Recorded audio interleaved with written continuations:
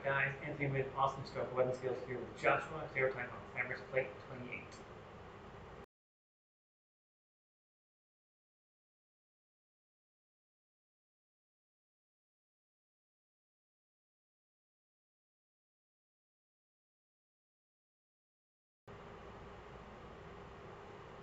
Plate 28 shows a movement of a third in a straight line against a fallen third.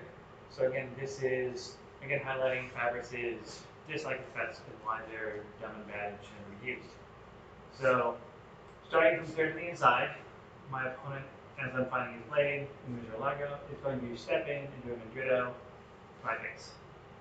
From here, because I'm a master of distance and engagement measuring, I will draw my body just a little bit, and as the sword passes, I'm going to thrust the chest, and important to note, I'm going to drop my tip as I do this.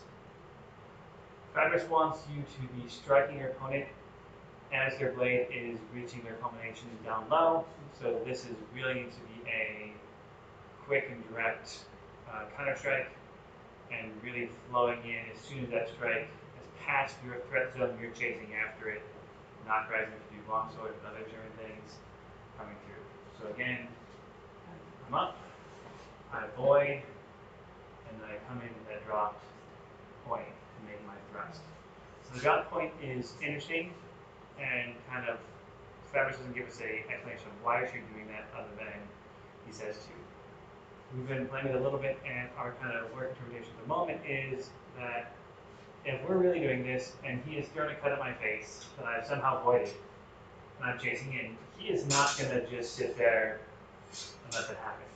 He's not going to be able to pull it back up and counter, because yes, he is swinging a big heavy rapier that he's not going to be able to stop and move, but he is going to be able to get some sort of braking rotation, some sort of angle displacement to kind of cover that center line that I'm chasing in after.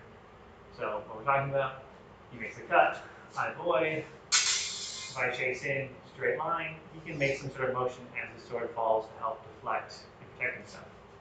If I drop my tip, like Fabris tells us to, and as I come back through, that displacement isn't nearly as effective as it just was. If I drop my tip, I tend to raise my hand a little bit, so I get a little bit higher with my hand, but lower with the point, which makes it go around that kind of sweeping parry that most people are going to fall to when they realize a cut hasn't worked. Whether that means they're lining up another cut or just trying to get out of dodge and not get stabbed in the chest, it doesn't really matter. This little point drop that Fabris kind of puts in there almost as a throwaway afterthought, like, yeah, make sure you drop your point as you come in through the thrust, is actually really important, really helpful, and a good habit to kind of develop as you start training right here. So again, to the outside, I find his blade, he cuts, I avoid, I come in with that drop.